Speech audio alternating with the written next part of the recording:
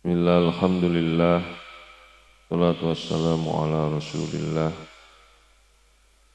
Sayyidina wa maulana Muhammad ibn Abdillah wa ala alihi wa sahabatihi wa mawalahu wa la khawla wa la quwata illa billah.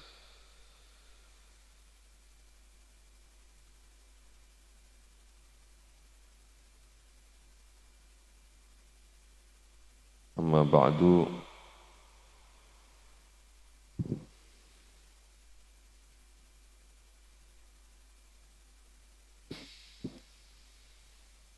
Qala al-musannifu rahimahullahu ta'ala wa nafa'ani wa iyyakum bi ulumihi fid dharain amin ya rabbal alamin.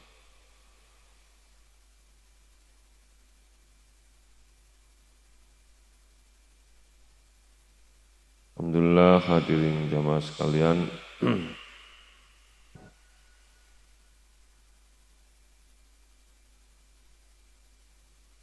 Segala pujian yang milik Allah alladzi ahyana ba'dama amatana wa ilaihin nusyur, yang menghidupkan kita kembali setelah dari kematian kita, dari tidur kita,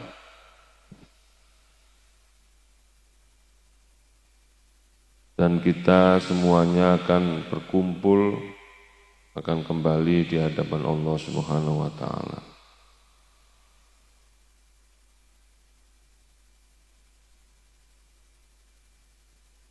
Pada kesempatan yang lalu kita telah bahas beberapa tahapan-tahapan untuk mencapai kepada Allah yang dikenal di dalam ilmu tasawuf dengan sebutan suluk. Suluk itu tahapan-tahapan untuk kita mencapai kepada Allah Subhanahu wa ta'ala. Dan kita ketahui semua tahapan-tahapan itu juga dilalui oleh baginda Rasulullah sallallahu alaihi wasallam. Rasulullah sallallahu alaihi wasallam itu kita ketahui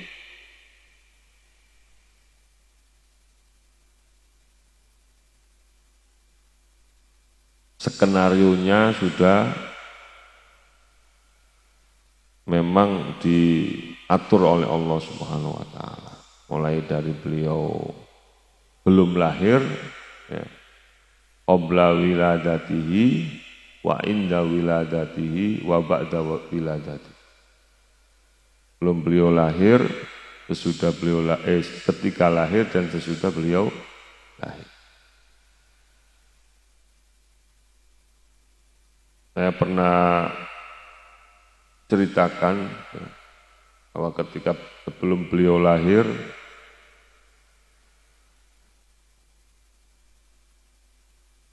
apa itu namanya, kakeknya, yaitu Sayyidina Abdul Muttalib ini seorang tokoh yang sangat disegani. Tokoh yang sangat disegani dan punya keinginan yang mulia, dan beliau sangat, kalau sudah punya keinginan itu harus terlaksana. Salah satu keinginan beliau adalah bagaimana beliau punya keturunan yang menjadi orang yang terpuji, orang yang dimuliakan oleh seluruh alam. Sehingga ketika beliau berdagang, bertemu dengan beberapa orang rahib, ya, rahib itu pastur, dengan beberapa orang pendeta, itu ada komunikasi. Sehingga tanya-tanya dan Beliau ini kan nggak kenal kitab Injil, nggak kenal kitab Taurat. Nggak kenal kan? Kenapa? Karena beliau hidup di Mekah. Dan Mekah itu kaumnya, masyarakatnya itu kalau di kita seperti masyarakat Badui. Nggak gampang ada orang masuk. Nggak gampang ada ajaran masuk. Nggak gampang ada doktrin-doktrin dari luar masuk. Masyarakat yang sangat primitif, Mekah itu. Berbeda dengan Yasrib. Yasrib yang kemudian ketika Nabi hijrah diberi nama oleh Nabi dengan sebutan Madinah. Ya kan? Yang memberi nama Madinah itu Nabi Muhammad SAW. Sebelumnya namanya Yasrib. Yasrib agak sedikit modern. Kenapa? Karena di situ sudah banyak pendatang. Ada yang beragama Nasrani, ada yang beragama Yahudi. Dari keturunan Bani Israel banyak.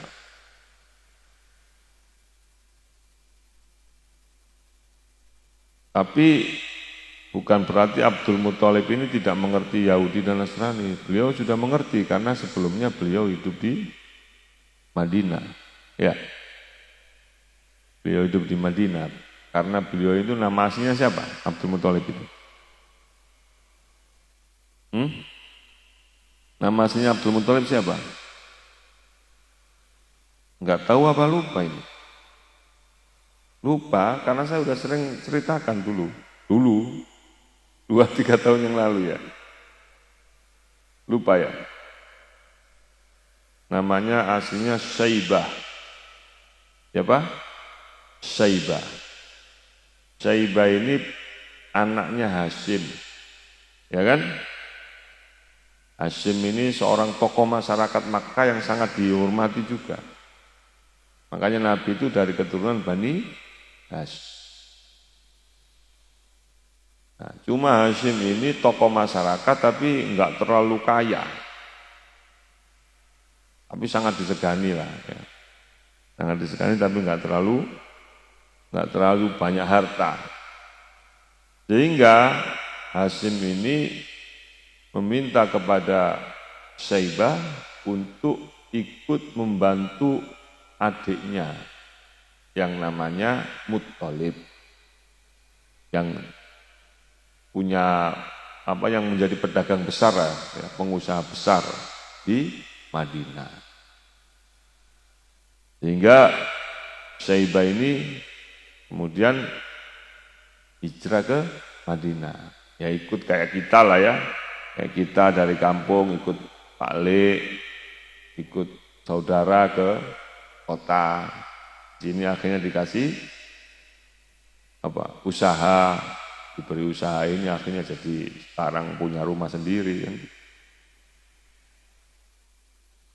Nah, karena sering ikut bawa dagangan Muthalib, bahkan sering kemudian nuntun ontanya Muthalib, maka orang-orang Mekah ketika Syaibah ini pulang dengan Muthalib, orang-orang Mekah yang orang primitif itu memanggil Syaibah dengan sebutan Abdul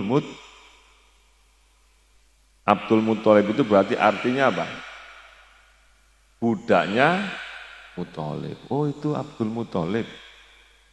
Sehingga terkenal dengan panggilan Abdul Muthalib. Ingat nggak itu sejarah itu? Hah? Ingat? Enggak ingat. Dulu saya ceritakan loh. Karena ini banyak yang nggak tahu cerita kayak gini. Banyak ustadznya nggak tahu lah. Ayo, coba ngaji berapa tahun. Pernah nggak diceritain ustadz kayak gini? Nggak tahu. Kenapa? Karena ustadz sekarang itu nggak mau belajar. Nggak mau baca-baca. Ya kan? Menambah khazanah intelektualnya nggak mau. Cukup dengan ilmu yang dia dapat dulu dari pesantrennya atau dari sekolahnya. Sehingga ya jamaahnya ya pemahamannya terbatas. Itu aja. Apalagi yang dibahas fikih. Fikih itu kan muter-muter itu aja. ngaji toharo lagi, ngaji sholat lagi, baca. Kayaknya sholat kita ini nggak ada yang sempurna-sempurna ini. Dari kecil kita sholat. Ya, dari kecil kita diajarin sholat. Sama orang tua kita sampai sekarang kayaknya nggak sah. Kurang sah aja menurut Ustadz itu.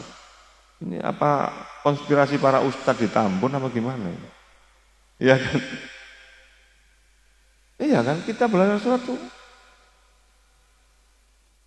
Padahal, subhanallah, kita sudah melangkahkan kaki, dengar adzan, jawab adzan, langkahkan kaki ke masjid. Sudah pahalanya banyak. Ya, seandainya nggak nyampe masjid, mati, masuk surga. Seandainya ya kan, mau, amin. Apalagi nyampe masjid, nyampe pulang. Purna. Ini karena konspirasi ini pasti ini saya lihat. Konspirasi para ustadz ini sehingga biar ada bahasan dan dia nggak perlu belajar lagi. Padahal belajar itu minal mahdi ilal lahdi. Banyak sekali. Saya tanya sekarang, ya kan? Perang Badar itu terjadinya kapan? Hari apa? Tanggal berapa? Bulan apa? Tahun berapa? Tahu nggak? Perang Badar itu, perang yang menentukan Masjid Al-Isra ini berdiri apa enggak. Kenapa? Karena saat perang Badar Rasulullah sampai bersumpah di hadapan Allah. Ya kan? Sumpah di hadapan Allah. Ya Allah, jika engkau tidak berikan kemenangan kepada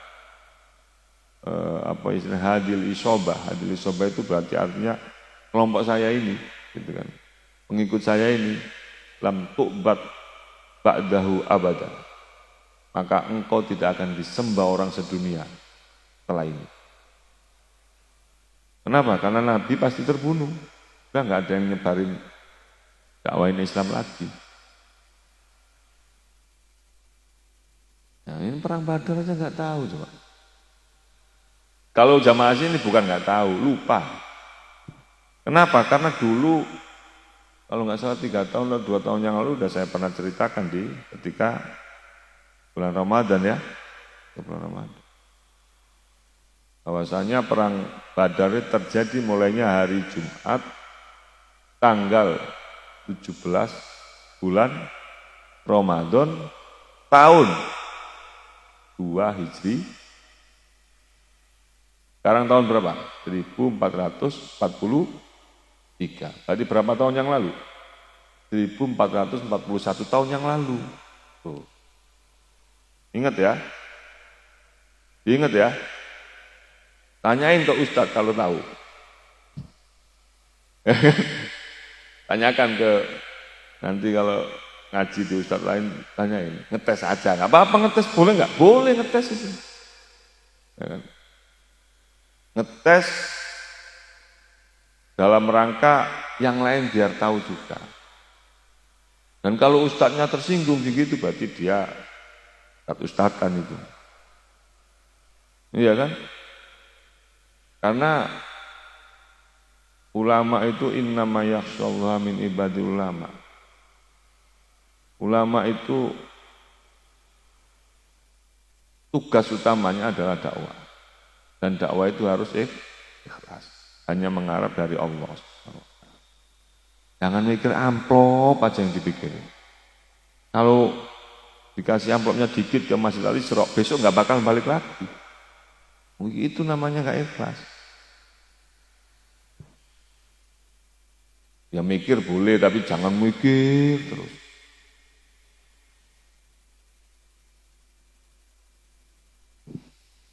Sehingga ya hasilnya kurang, gitu kan. Dikasih tahu sekarang, besoknya udah lupa gitu. Kenapa? Karena apa istilahnya? Kita ini kan bagian daripada generasi yang melanjutkan perjuangan Rasulullah SAW dulu. Melanjutkan terus kita ini. Dan kita harus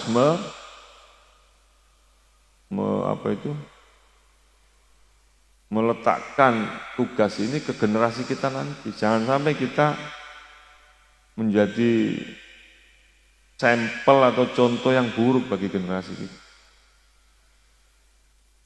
Generasi kita harus tahu nanti.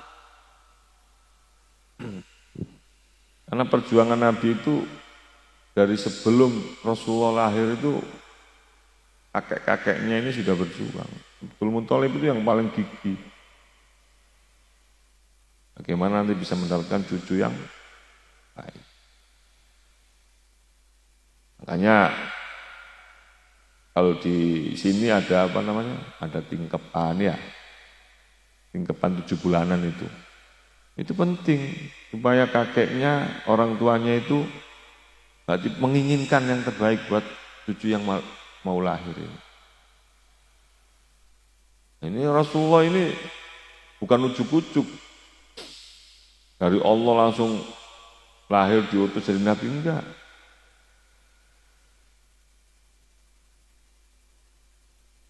Makanya kemarin saya ngaji di Lambang Sari,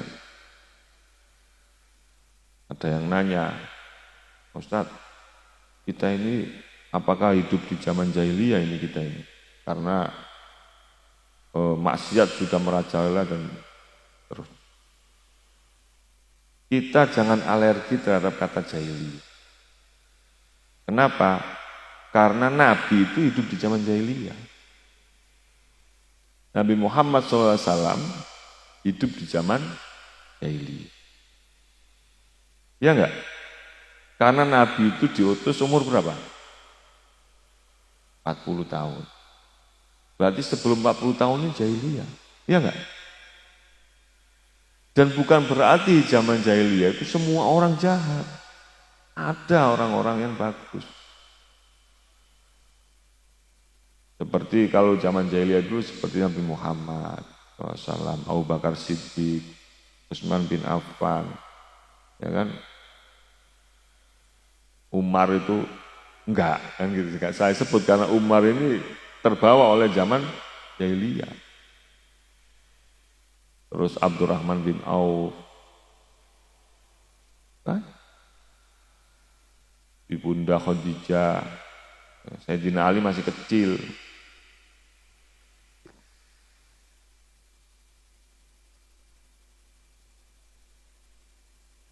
Tapi kita juga jangan terlalu suudzon dengan Yaman. Ini perumahan Taman Trijaya 4 ini jahiliyah ini. Kenapa? Karena yang banyakan yang nggak ke masjid daripada yang ke masjid.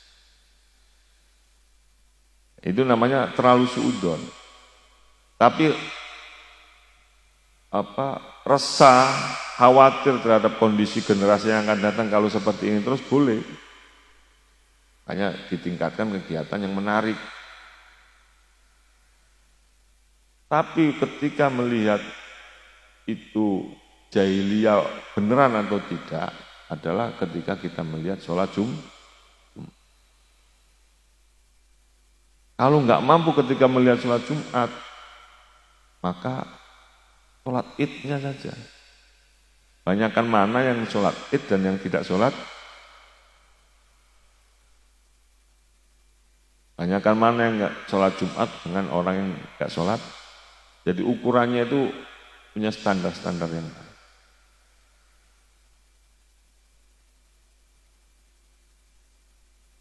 Ya, jadi sudah tahu ya kakeknya Nabi yang Abdul Muthalib nama aslinya siapa tadi? Syaibah. Syaibah. Nama aslinya Syaibah. Nah, Abdul Muthalib ini berusaha gimana punya cucu yang baik, punya cucu yang mulia, yang dipuji banyak orang. Hingga nanya-nanya ke pastor, ke pendeta rahib-rahib itu, mana di Injil gimana? Di Injil ini karena dijelaskan terang benderang, nanti akan ada penyelamat dunia, Mesias lah. Ya. Penyelamat dunia, orang yang akhlaknya terpuji, dipuji oleh banyak orang karena kemuliaan dan budi pekertinya. Ciri-cirinya ini. Gitu. Nah, ciri-cirinya ini itu dipelajari benar oleh Abdul Muthalib. Makanya saya bilang sampai salah satu tanda-tandanya adalah mbahnya itu bisa menemukan sumur Zam-Zam. Udah Abdul Muthalib cari itu. Sampai dia nanya-nanya ke orang-orang pinter lah, gimana syaratnya harus bisa menemukan sumur Zam-Zam. Karena sumur Zam-Zam itu hilang, ya, tertimbun oleh pasir. Sampai orang bilang, kamu kalau nekat pengen nemuin sumur Zam-Zam, kamu harus bersumpah, bernadar, berjanji bahwa nanti kalau saya bisa menemukan, saya akan mengorbankan anak saya. Karena apa? Karena yang mengeluarkan sumbernya sumur Zam-Zam itu adalah anak yang dulu juga akan dikorban. Oh, berani itu Abdul Muthalib. Ya udah, saya bernadar kalau nanti saya bisa menemukan, saya akan korbankan anak saya satu. Oh, anak saya banyak kok. Anaknya kan Abu Thalib, Abu Lahab, ya kan, Abu lah. Terus apa? Bukan Abu Jahal, bukan. Abu Jahal itu bukan anaknya Abdul Muthalib. Abu Janda, Abu siapa lagi itu? Hamzah ya. Abbas itu putra-putranya Abdul Muthalib. Benar, bisa menemukan itu. Akhirnya gimana ini? Ya harus korban anaknya. Gimana caranya? Diundi. Ternyata yang keluar adalah Abdullah. Abdullah itu ayah Nabi. Anak yang paling disayang, paling ganteng, paling pintar, paling nurut. Nggak neko-neko, ya kan?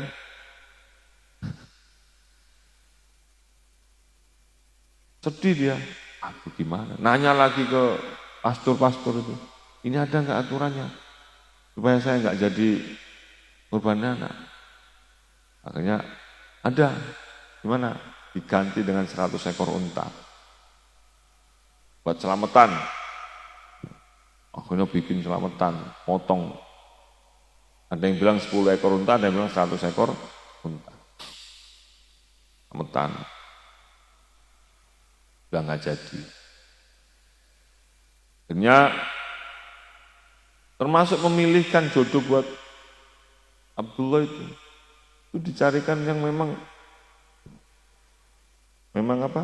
nantinya bisa mendapatkan cucu yang baik itu.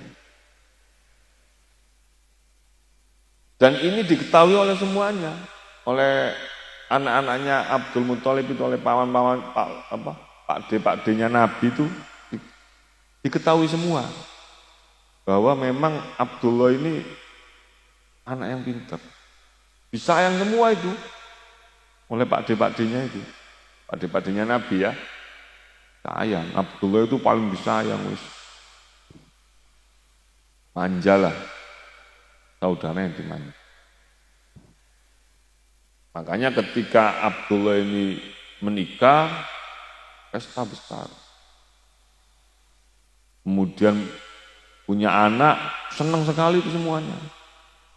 Terutama Abu Lahab. Abu Lahab ini yang paling kaya kan. Hingga lahirlah baginda Rasulullah Shallallahu Alaihi Wasallam. Kalau Nabi Muhammad lahirnya hari apa? Tanggal, bulan, tahun gajah. Ini juga karena ada maulid aja. Jadi ingat ada peringatan maulid. Kalau nggak ada, lupa juga. Ya kan? Ini pentingnya peringatan. Makanya Allah itu memerintahkan Nabi Musa, wadzakirhum bi ayyamillah. Maka ingatkanlah mereka kaummu itu dengan hari-harinya Allah. Diingatkan, kalau nggak mau bikin peringatan Maulid, bikin acara kecil-kecilan di rumah. Kumpulin keluarga, ini hari Senin, tanggal 12 Februari, ini lahirnya Nabi. Ya kan?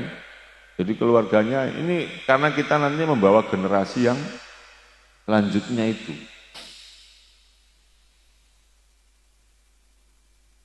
Jadi kemarin tahapan-tahapan kita untuk bisa tahapan suluk untuk bisa mencapai kepada Allah Subhanahu wa taala. Ini supaya kita itu bisa menjalani yang dulu yang 3, yang pertama yang saya jelaskan dulu, yang namanya syariat, toreko dan hakikat. Ya kan? Syariat, toreko dan hakikat. Ini nggak boleh terpisahkan. Nggak boleh dipisahkan. Harus berjalan bareng karena syariat itu diibaratkan perahu, lautan itu diibaratkan toreko, dan mutiara yang ada di dalam lautan itu diibaratkan hakikat. Harus kita lalui, makanya sekarang itu banyak orang ya, mohon maaf tanda kutip, banyak orang mencela mungkin penganut toreko atau penganut tasawuf, ya karena memang mereka banyak yang salah.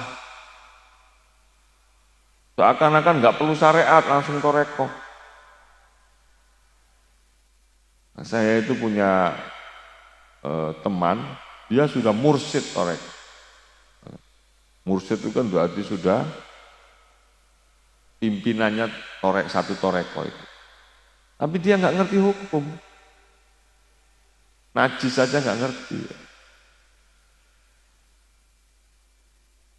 Nah ini kenapa? Karena nggak mau melalui jalan yang benar. Jadi jebur ke laut itu nggak pakai perahu.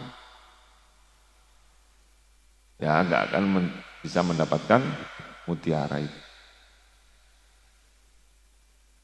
Karena nggak ngerti hukum dan merasa sudah ahli ibadah, ya sudah. Itu yang kemudian dikhawatirkan oleh Sayyidina Ali. Sayyidina Ali itu selama menjadi sahabat Nabi itu ada 2 hal yang dikhawatirkan. Satu, ahli ibadah yang bodoh, ya kan? Yang kedua adalah orang alim yang fasik. Orang alim yang suka masih. Ahli ibadah yang bodoh itu gimana? Ya udah. Dia nggak mau belajar lagi. Sudah menganggap ibadahnya ini sudah benar. Sudah paling hebat dari yang lain. Sehingga tidak bisa sampai kepada Allah itu karena yang dia nyampe hanya di dalam kesombongannya saja. Nyampe kepada Allah. Nah, kita harus selalu belajar suluk itu. Dan suatu saat kita pasti sampai. Makanya Allah perintahkan wa'bud rabbaka hatta ya'tiyakal yakin. Sembahlah Tuhanmu sampai kamu menemukan keyakinan. Para ahli tafsir menafsirkan al-yakin di situ adalah al-maut, yaitu kematian.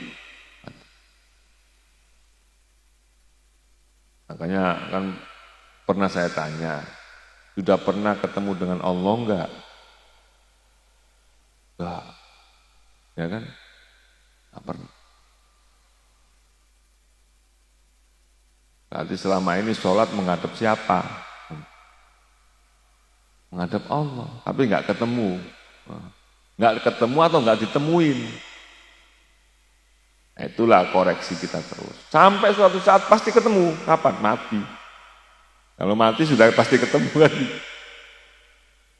Nah itu namanya wa'bud robbaka hatta ya'tiyakal yakin. Tapi perjalanan wa'bud ini, perjalanan ibadah ini kita harus selalu belajar.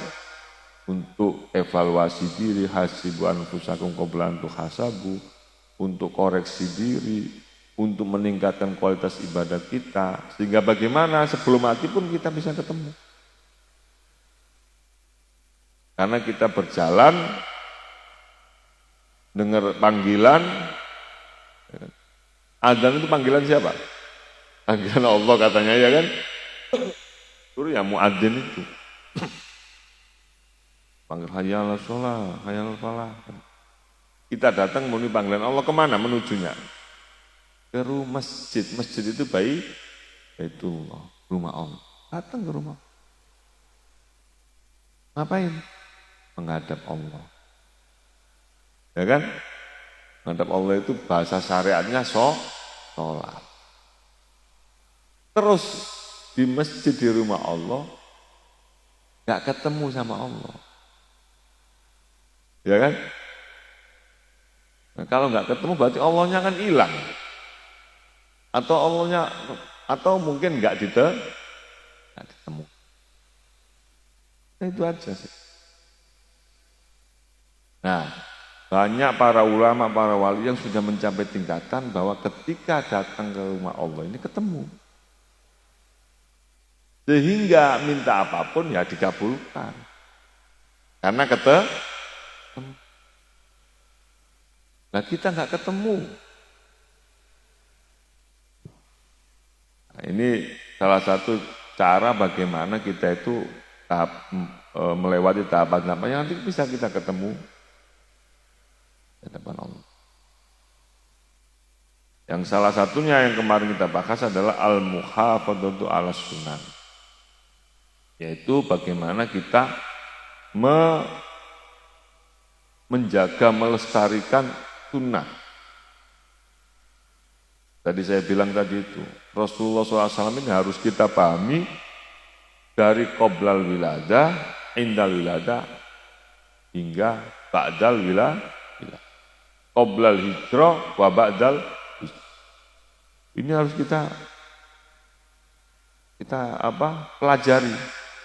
Minimal kita ketahui. Kemudian kita sampaikan ke keluarga kita. Nah ini berarti memindahkan sunnah dari generasi ke generasi. Supaya nggak terputus. Karena yang terputus ini yang dicari. Oleh musuh-musuh Islam itu bagaimana cari ada keterputusan di situ.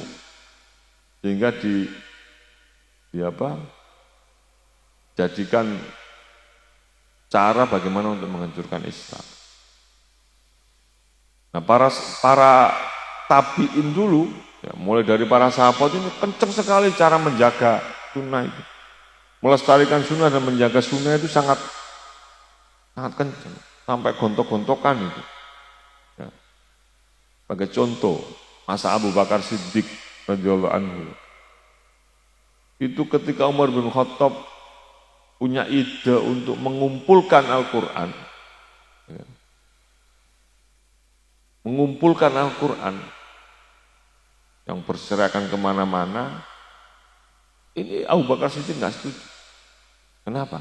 Karena tidak pernah diperintah atau dicontohkan oleh Nabi. Ini dalam rangka melestarikan sunnah. Kemudian terjadi perdebatan yang ternyata itu bukan berarti melanggar, tapi bagaimana justru itu cara melestarikan sunnah. Yang kemudian dibentuk panitia yang diketuai oleh siapa? Zaid bin Thabit. Kemarin saya sampaikan juga. Sekarang itu sodako. Kita ini sodako. Itu kadang-kadang kita nggak mau repot. Lewat HP aja. Ya kan? Saya udah sodako. itu nanti akan menghapus sunnah. Karena sunnahnya itu bagaimana kita memberi, menemui, ya kan? Orangnya langsung menemui. Intu bedus sodakoti bani imma hiya wa intukbuha wa tutuhal fuqara'a fa huwa khairul lakum. Ini langsung sampai kurban. Kurban itu udah lewat HP aja. Kalau ini dikembangkan sampai ibaratnya kita kebawa ke situ semua, sunnah itu hilang. Yang namanya sunnahnya yang dimulai dari Nabi Ibrahim, melalui prosesi hampir terjadi penyembelihan putranya yang namanya Ismail itu hilang pada masa kita. Karena udah nyembelih korban di dekat masjid itu nyusahin, bikin kotor gitu. Sekarang ada yang lebih bagus kok, lewat HP. Ini kan sudah zaman digital, jangan bicara masalah zaman itu. Tapi bagaimana kita melestarikan sunnah yang akan dibawa oleh generasi-generasi kita nanti.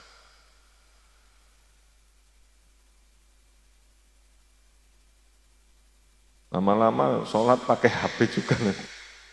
Ya, mudah ini sholat saya ini. Termasuk akikah. Akikah ini sunnah. Sekarang sudah mulai terkikis dikit-dikit. Dulu akikah itu yang bagus yang nyembelih itu bapaknya sih. Kenapa? Karena bapaknya nyembelih ini memang ada filosofinya. Bahwa dia itu ingin mengeluarkan nafsu-nafsu kebinatangan dan kesetanan yang ada di dalam diri anak saya. Keluar lewat mengalirnya darah.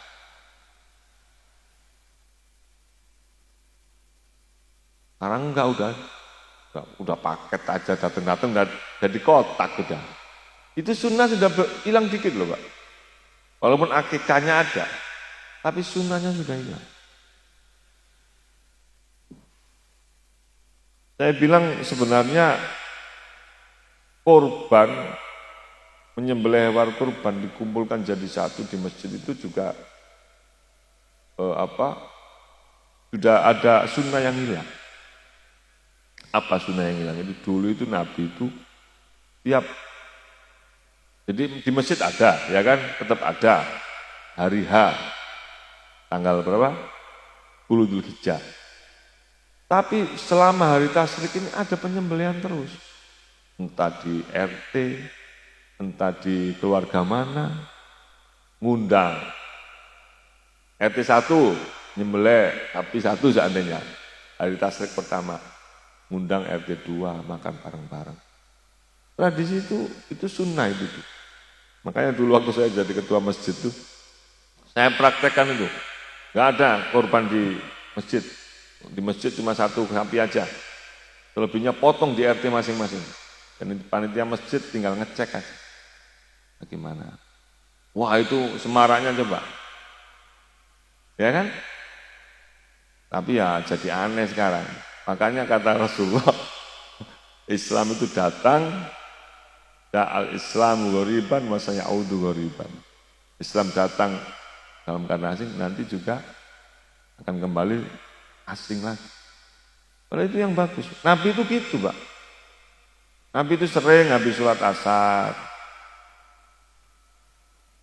Assalamualaikum. Para jamaah sekalian, kita diundang makan. Jadi habis sholat itu bareng-bareng sama jamaah makan di rumah apa? Gitu. Ya otomatis ya nggak makan doang, nggak ujuk-ujuk langsung makan nggak, ya pasti mungkin ada apa, ada baca apa, ada gitu loh. Ya kalau istilah sekarang mungkin ya kayak apa? Tahlilan seandainya ya, atau apaan gitu.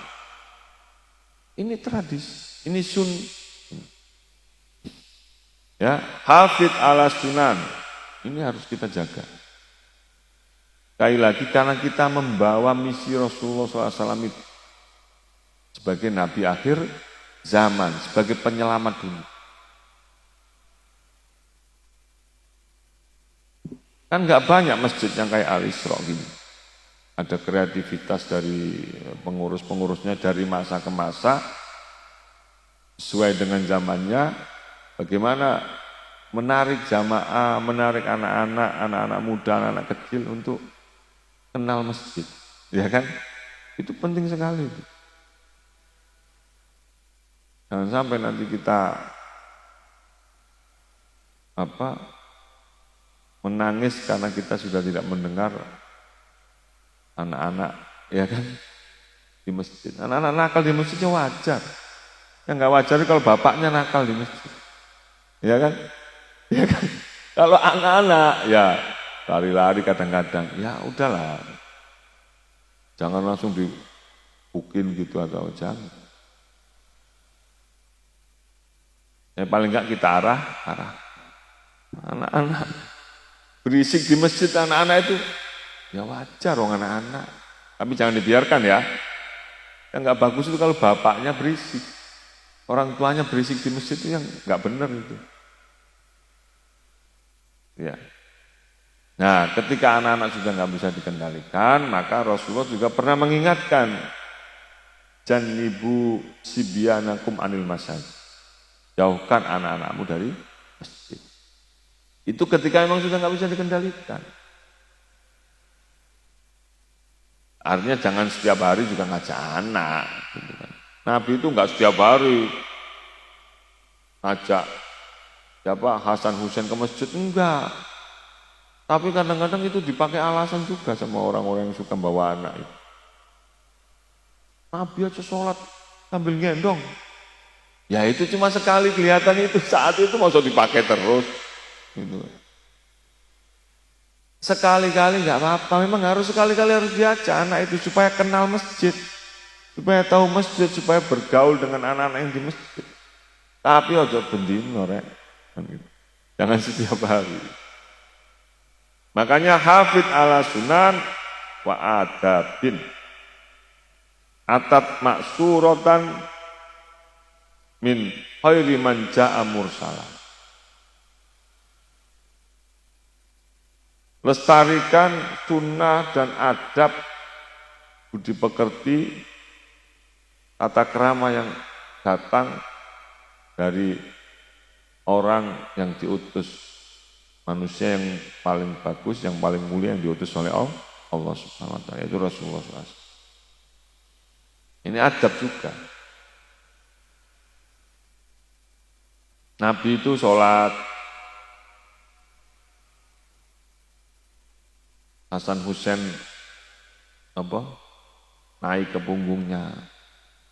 Beliau selesaikan dengan lemah lembut, tidak dengan cara yang keras. Nabi itu gendong cucunya ya, Umamah itu. Itu Nabi itu bukan Hasan Husain aja, itu yang terkenal kan, ada namanya Umamah. Gendong, kencing. Beliau biarkan kencing. Kalau kita kan kadang-kadang enggak kencing. Ujung-ujungnya juga kena dicuci juga. Tapi beliau biarkan itu. Habis itu baru.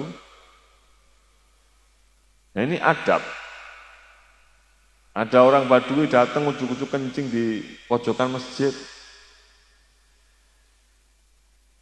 Para sahabat marah-marah, Nabi bilang biar sampai selesai kan. Wis kadung kencing kok mau di. Karena satu kalau dikagetin pasti berhenti kencing gitu kan. Nah, ini salah satu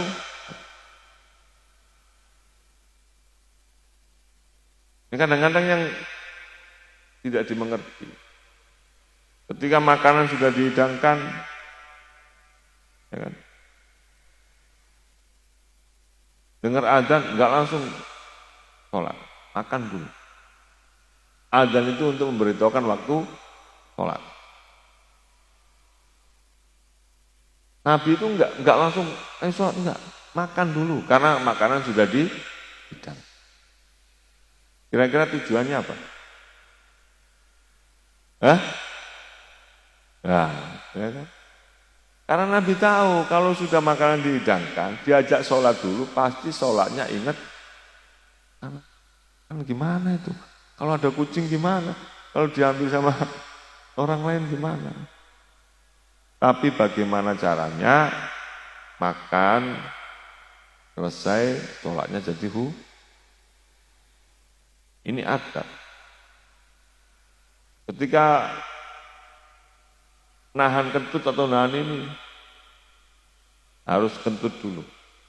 Jangan dipaksakan sholat. Kita kan sering nahan kentut. Karena malas wudhu, nahan kentut, sholat. Akhirnya sholatnya nggak khusyuk. Ditambah imamnya lama lagi imamnya. Udah gerundel aja isinya. Gerundel aja isinya. Kadang-kadang imam harus mengerti lah. Memang rakaat pertama itu agak lama. Sambil nunggu orang-orang yang mungkin terlambat. Tapi rakaat kedua, ketiga harus cepat. Karena yang mulai dari rakaat pertama itu sudah kelamaan gitu. Jadi jangan sampai kita membuat jamaah nggak khusyuk. Nah itu juga harus berusaha. Termasuk yang biasa mimpin tahlil itu. Tahlilan jangan lama-lama, kenapa sih? Yang penting syarat rukunnya sudah terpenuhi kan gitu. Karena orang itu sudah nunggu berkat. Ya. Berkatnya udah disiapkan loh. Ini tahlilan lama. Kadang-kadang ditambahin yang ngisi tausiah juga lama juga. Padahal lama atau tidak amplopnya ya sama.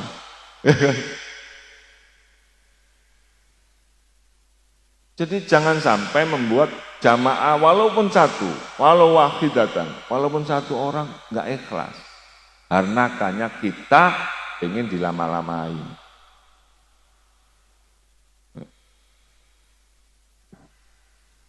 Makanya harus, itu Pak Ustadz ngaji lama banget, udah sampai jam 6 ini, sementara nasi uduk udah siap itu.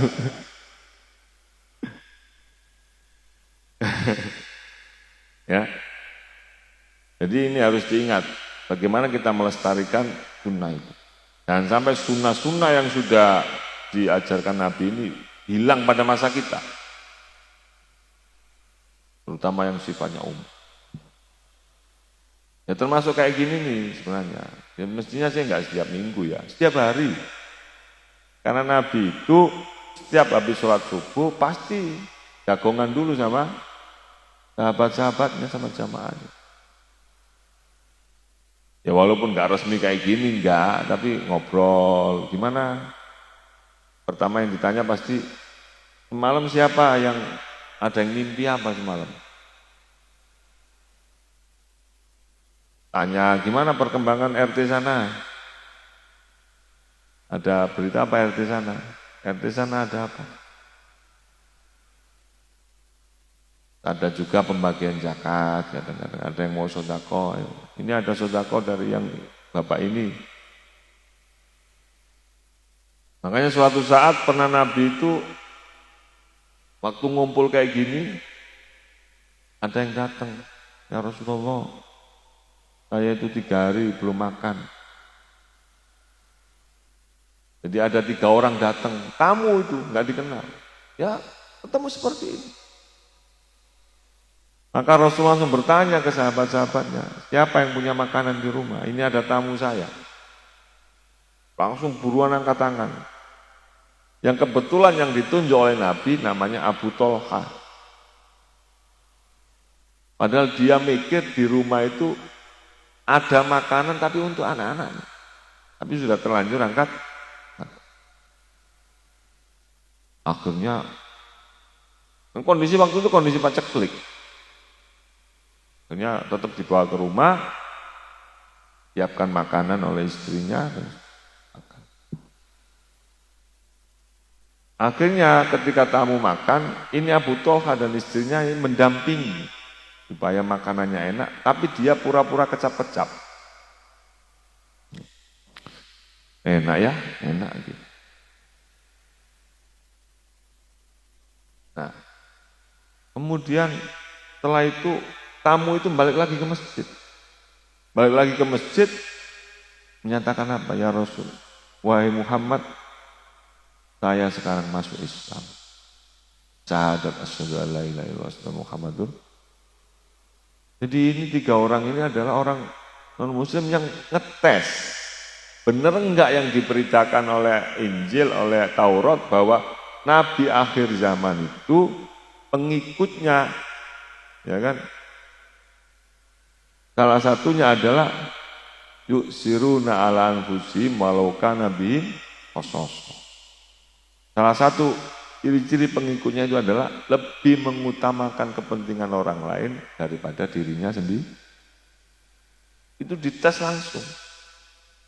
Jadi habis makan di rumah Abu Thalha pulang, langsung ke masjid lagi, menyatakan diri masuk. Nah, ini pentingnya juga bagaimana kita juga tidak boleh mengingkari kitab-kitab sebelumnya. 4 kitab yang wajib kita percayai, kitab apa? Al-Quran, Injil, Taurat, ini perlu kita ketahui juga. Karena ini sanad, literatur sampai kepada ajaran ini.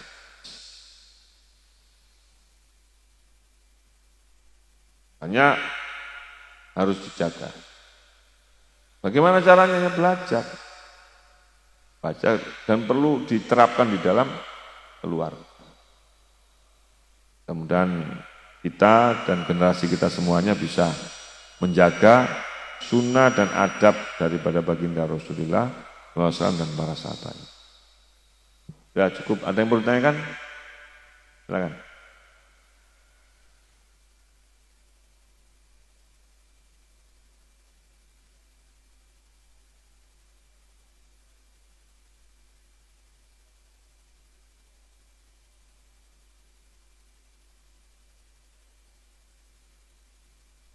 Ya belum ada.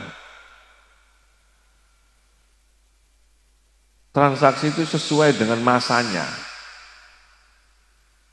Oh iya, sesuai dengan masanya pada masa itu. Dan pada masa itu, ya ada riba segala itu. Tapi ada yang enggak. Maksudnya ada yang tidak menerapkan riba, sama kayak kita saja. Syariat itu, yang kemudian diturunkan oleh Allah lewat baginda Rasulullah SAW itu adalah dalam rangka melegalisasi yang sudah ada, yang benar yang sudah ada, dan memperbaiki yang belum baik. Sholat itu sudah ada, sholat. Sholat sudah ada belum? Belum zaman Nabi. Ini sudah. Ya kan? Nah, kita diwajibkan sholat 5 waktu ini ketika Nabi umur berapa?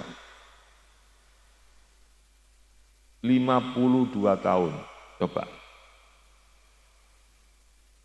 Berarti sebelum 52 tahun Nabi sholatnya sholat apa? Ingat enggak? Kayak gini harus nanti ditanya. Nabi sholatnya sholat apa? Nabi sholatnya sholat 2 rakaat pagi, 2 rakaat zuhur. Kenapa? Karena Nabi mengikuti syariatnya Nabi Ibrahim. Nah, ini dari sisi syariat ya. Nah, sehingga dalam hal konteks berdagang pun ini keturunan Nabi yang ke atas, mulai dari Abdullah, Abdul Muthalib, Hashim, ya kan, sampai ke atas, sampai Abdul Manaf, sampai ke Adnan, sampai ke Nabi Ismail, ini turun-temurun. Ini yang saya maksud tadi, jangan sampai sunnah yang turun-temurun, yang kemudian dipertegas pada zaman Nabi Muhammad SAW ini, hilang pada masa kita. Berarti kita berdosa seumur hidup. Ini yang pentingnya kita menjaga itu, hafid ala sunan wa adab. Menjaga sunnah itu. Walaupun sunnah yang kecil, walaupun sunnah cuma baca bismillah itu penting. Ketika kita makan bareng sama anak-anak kita lafalkanlah bismillahirrahmanirrahim. Allahumma barik lana bima razaqtana wa qina adzabannar. Walaupun itu ajaran SD katanya. Saya pernah cerita, saya pernah membaca itu, saya lafalkan, anak saya bilang, ya ayah kayak anak kecil. Ini bahaya kalau kita biasakan, biarkan seperti itu. Karena ini sunnah. Dan doa yang diajarkan. Jadi nggak ada, belum ada syariat Islam, belum ada. Tapi syariat nabi-nabi terdahulu ada yang mengikuti, banyak yang tidak, ya kan? Banyak yang tidak. Sama kayak kita sekarang syariat Nabi Muhammad, banyak kan mana yang ikut apa sama yang enggak? Banyak kan yang enggak, ya kan? Cara kasar umat Islam sekarang 1,7 miliar. Sementara penduduk dunia ini semuanya total 7 miliar. Kurang lebih ya. Berarti banyak yang enggak. Sementara dari 1,7 ini juga masih banyak yang enggak juga. Itu udah dari zaman dulu seperti itu. Kita hanya punya kewajiban, wal takum minkum ummatu yad'una ilal khair wa ya'muruna bil ma'ruf wa yanhauna 'anil munkar. Kita hanya punya kewajiban bagaimana meminimalisir kerusakan. Meminimalisir keburukan yang ada di masa kita agar nanti diteruskan oleh generasi. Gitu ya, cukup ya Pak ya? Ada yang lain? Ya, cukup lah ya. Nanti dilanjut sambil di luar, sambil ngopi, sambil makan yang ada makanan itu. Ya, demikian. Mudah-mudahan kita semuanya bisa mendapatkan bimbingan dan lindungan dari Allah Subhanahu Wa Taala buat kita, generasi kita, keluarga kita semuanya. Al-Fatihah. Alhamdulillah. Ya kan.